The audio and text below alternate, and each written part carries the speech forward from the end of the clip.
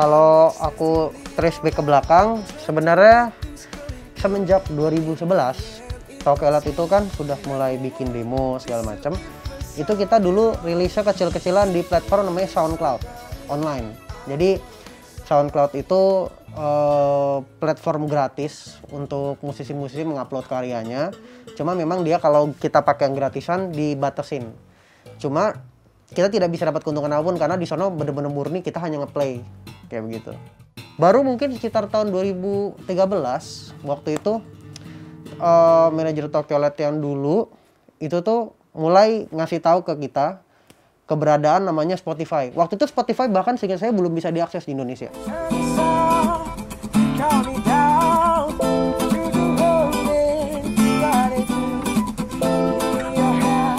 Nah, jujur sebenarnya waktu platform digital yang pertama kali Tokyolet, kalau pertama kali Tokyolet masukin itu di luar dugaan kita.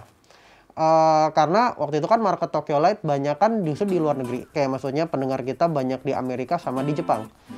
Nah, ternyata kita mendapat keuntungan yang cukup besar waktu itu. Itu benar-benar nggak disangka dan saya rasa sulit untuk diulangi sih.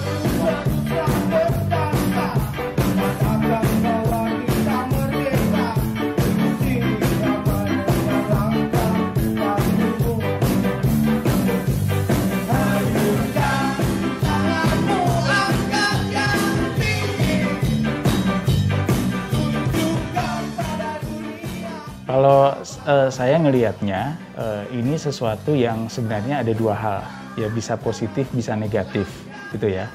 Kalau dari sisi positifnya ya, keberadaan layanan musik digital ini justru membantu kami untuk mendistribusikan karya kita ke ruang yang lebih luas ya. Yang tadinya kita terbatas secara tradisional itu urusannya harus melewati label lah atau apalah. Nah sekarang dengan adanya layanan musik digital, kita pun juga bisa bertindak sebagai label untuk karya kita sendiri gitu loh. Kalau kami melihatnya begitu. Nah, ruangnya masih sebenarnya gini, ruangnya masih cukup luas untuk bisa dimaksimalkan ya. Sepanjang kita juga punya perhatian, kita aware. Kalau dari sisi negatifnya itu tadi, karena ruangnya luas gitu kan, kemudian karya kita bisa kemana aja, pendengarnya bisa siapa aja gitu kan. Nah kadang-kadang kita luput untuk melihat posisi karya kita itu ada di mana. Ya, kenapa saya katakan ini, banyak karya atas nama band ketika masuk ke dunia digital itu haknya tidak ke band atau ke musisi itu sendiri, haknya itu beralih ke pihak-pihak lain yang memang punya pengetahuan untuk mengurus itu. Ngomongin audiens kita, nah di sini tuh ada reportnya. Kayak blog juga ya? Iya, persis. Setelah kami lihat data, kemudian lihat pendengar gitu kan, banyak yang wah ini kalau pendengarnya banyak, terus gimana nih hitung-hitungannya ke kita? Nah disitulah kemudian kami, terutama saya juga ya, saya belajar. Oke, berarti harus ngomongin soal hak karya nih, gitu kan.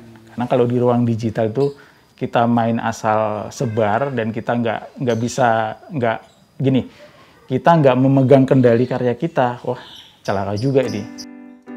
Jadi, keberadaan Spotify dan layanan digital streaming kemudian memacu saya ya, terutama untuk belajar. Ketika kita punya karya, itu tuh kita harus mengenali beberapa pihak. Satu, siapa publisher kita, siapa distributor kita, atau agregator kita. Nah itu paling basic itu buat saya sebagai musisi ya.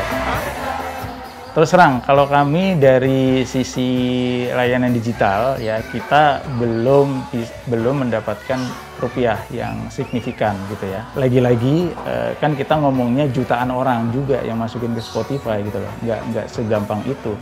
Untuk bisa masuk ke playlist Spotify-nya aja kita udah syukur banget kalau bisa masuk.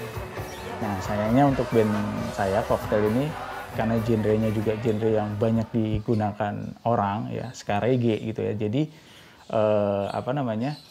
ya cukup berat untuk bisa ke situ.